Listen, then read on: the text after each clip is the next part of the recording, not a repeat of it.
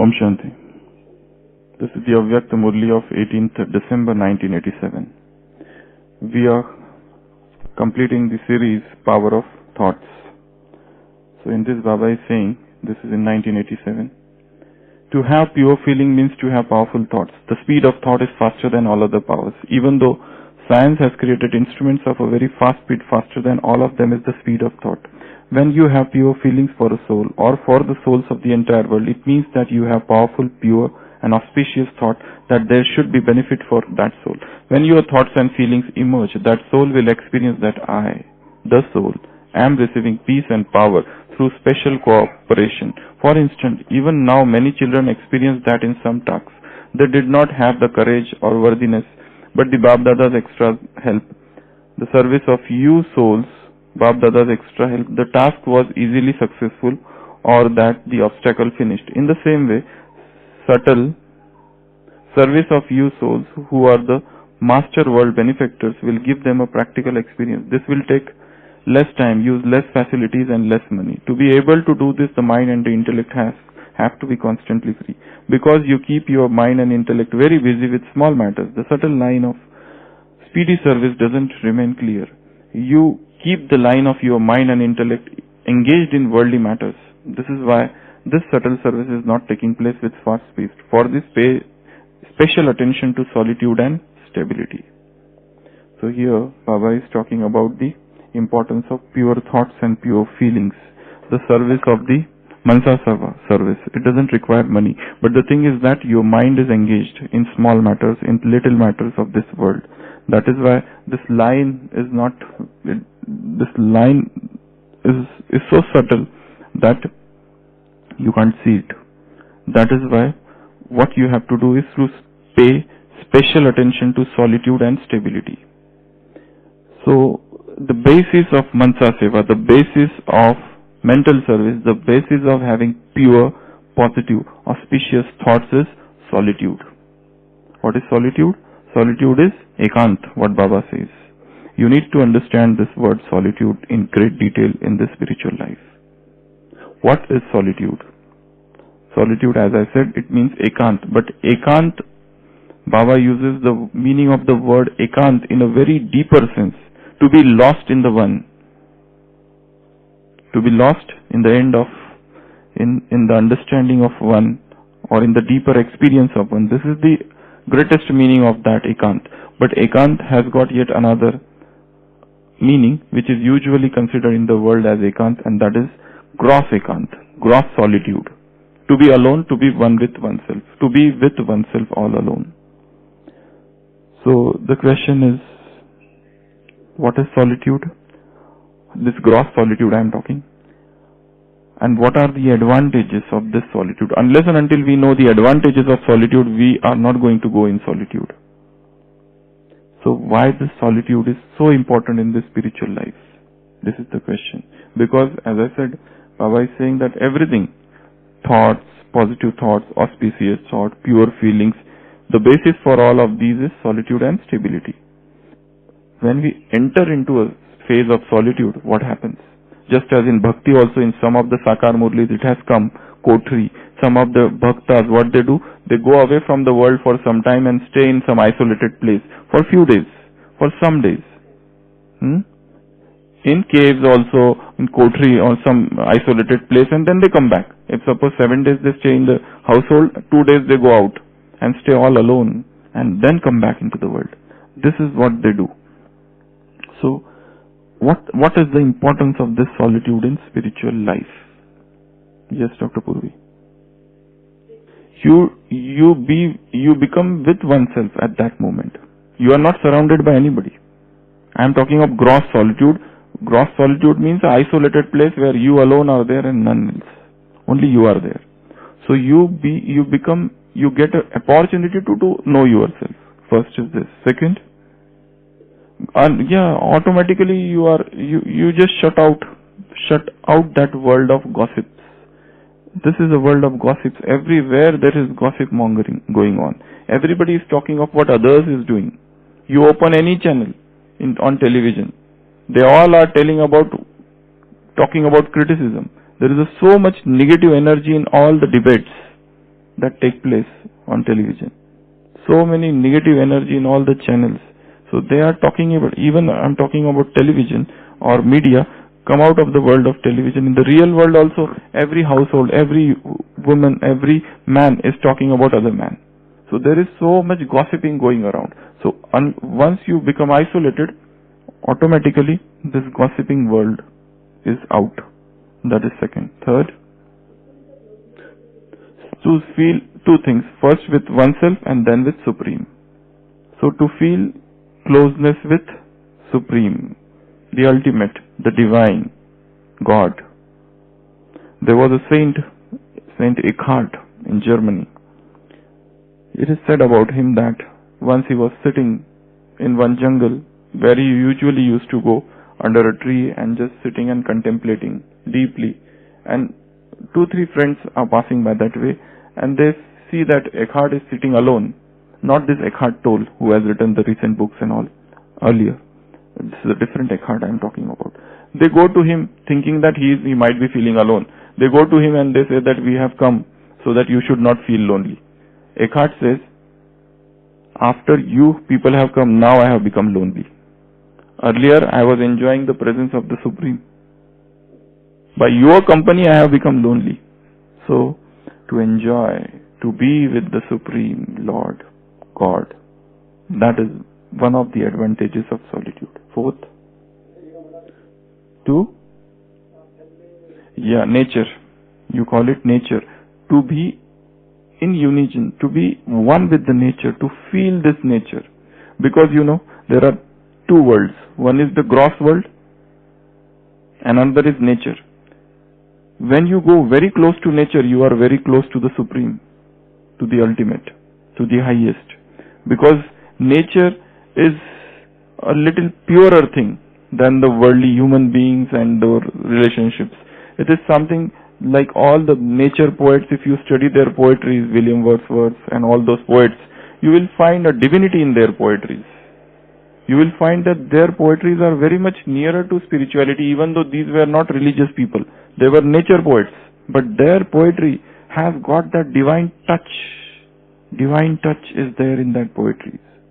A deep touch is there because they are talking with birds, sky, clouds, mountains, rivers, streams, lakes, oceans. So all these things, once you go to them, you are afflicted. You try to be near nature means to be near God. This is one of the advantages of solitude. Next, new inventions. Suddenly new things can come to your mind. New inventions. Because suppose, personally I will say, if I have to read this Murli, okay, if I have to read this paragraph, and if I read sitting here or in the room, and if I read the same thing very close to nature, new things will come up. New things will come up. In the morning, yesterday's class, we described 4 types of games, but by evening they became 10. So, this happens with being close to nature, with churning. So, sudden discovery. In English, there is a word serendipity. Serendipity. Serendipity means sudden invention. You are not intended to do that, but suddenly it came. Just as that Archimedes, Eureka, Eureka, he shouted and he walked naked into that king's palace because suddenly he discovered something. So, sudden invention, that is known as serendipity. So that serendipity can occur when you are in solitude. You know suddenly about your own self. This is the obstruction. This is the reason I was not improving. This is the emotion which is a blockage, which is a mental blockage, or this is a mental leakage because of which I am not improving. So that is the thing. Next, somebody was saying something. You get an opportunity to check yourself. Self-checking, introspection, retrospection. These are the 2 English words. Introspect means go within. Retrospect means to look back. Sihavalokan, to look back, what is happening, what has happened in life. So retrospection, introspection, self-checking, self-analysis, self-reflection, self-contemplation, all these things can take place very easily in solitude. Next. Yeah, you can remember your own, that comes under this introspection only. You can see yourself as a detached observer. When you are in solitude, you look at your own part as a detached observer, as an actor. This is an actor who is playing here.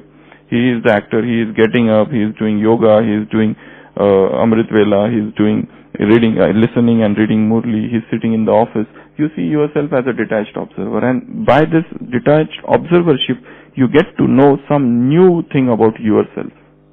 So this is again the same. Then anything else? In solitude, what happens? Free from, okay, that will come as a result of that. Then a deep experience. For deep experience, you need solitude, silence.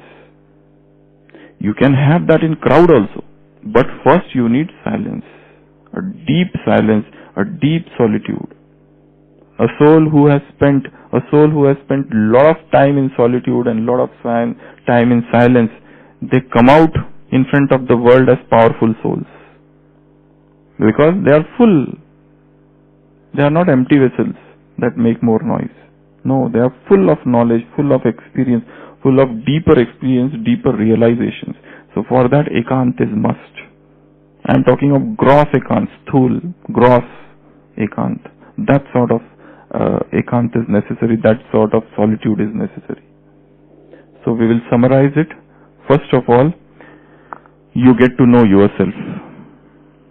You get to know yourself. You get a time to be with yourself. That is the first point.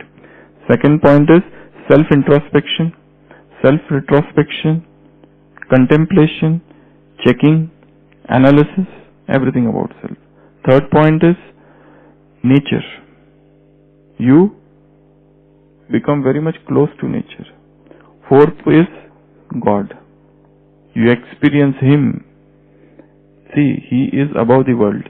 He is in deep silent stage. He is avyakt. In order to understand avyakt, you have to become avyakt. By staying vyakt, you cannot understand the avyakt. As He is, you have to become like Him. As He is infinite, you have to become infinite. You cannot become finite and try to understand Him. So you have to become like this. One more thing in gross solitude also, when you churn something, another point is churning. You can do churning in ekant, in solitude. You can write something. You take some topic and go with it. Okay, you take any topic from Murli and just go. Even if you go around Nakki walk, okay, one round of Nakki, but you go with the topic. This is the way you should churn. Whenever the topic is given here, suppose this is the topic, like Shamba is given the topic, bringing back goose pimples of happiness. What is happiness? Just first focus on that. Each word you should churn. Take this topic and go around the Nakki. What are the ways to become happy? 1, 2, 3, 50 points you will come out once you finish the round. By Bharat Mata, at least 40 will be there. By the time you come back to that dargah, 50 should be there. So go for a walk with a topic in mind. Just don't go talking anything about nature, about temperature, very hot. This is waste of time. We are not here to discuss nature. Enjoy it. Enjoy it in the sense, the real enjoyment is be lost in that. Deeper experiences of silence. Go on the terrace, go in the garden, anywhere where people are not there, where human beings are not there, where you don't hear their voice, where you hear only birds, chirping of the birds, the sound of those streams, that sunrise, that sunset, that splashing of the water, those lakes and those boats, those empty boats and the voice of those empty boats. So when you go in nature like this, that time new things come out. Serendipity takes place. So go in nature and then churn. Otherwise, whenever we give here any topic and somebody has to give a class doesn't mean, suppose this is a Murli, okay, and I tell you, or you are given a homework that you have to revise the Murli, okay, you learn it by heart and you revise it. Anybody can do that. That is not the aim. Anybody, then otherwise we will read ourselves. We can take the book and read it. You are doing it without looking into the book. We can do it with, the result is same. Probably only you are benefited. But here, if the speaker is there, it is not just for him. He has to see how others would get benefited. He has to come out of that small tubular vision and go up and see how others could get benefited from the same thing. So your churning should go up, and without nature it cannot happen. You have to go close to Prakriti. In the lap of Prakriti, you understand this knowledge. Prakriti Jeet should sit in the lap of Prakriti. Then great churnings takes place. Then great understanding, great revelation, new things, new understanding, new light, new sense of, some new point will come out of it, which you never had thought before even. So this is nature. Then what we said? Soul consciousness, God consciousness, all these things are very natural and deep experience. Take one Soman, just one self-respect. I am imperishable soul. Go in nature or go in solitude and just churn about it. I am imperishable soul. I cannot get destroyed. Nothing can destroy me. Fire cannot burn me. Water cannot wet me. Air cannot dry me. Sword cannot kill me. Nothing can cut me. I am that indivisible soul. So just one thought and 1 hour churning, 1 hour contemplation, 1 hour thinking on that one thought. So you have to, this is everything happens in solitude. So solitude, gross solitude is also important. And what Baba says solitude, ekanta, is to get lost in the end of one, to get lost in the remembrance of one. That will come as a result of this gross solitude. But first, gross. Okay, gathering is important, but solitude is important. Personal solitude. That could be in your room also, that could be on the terrace also, nature also, garden also, or just walking around. I feel very much pain when I see 2 people are walking and discussing worldly things. 2 Brahmins walking and discussing worldly things. Walking is not for that purpose. It's for churning. It is to be lost in yourself, and to go into the depth of one. That is what solitude is for. Baba always gives example of priests, Christian priests. They go all alone walking, churning with their rosary, telling the beads. Okay? Om Shanti.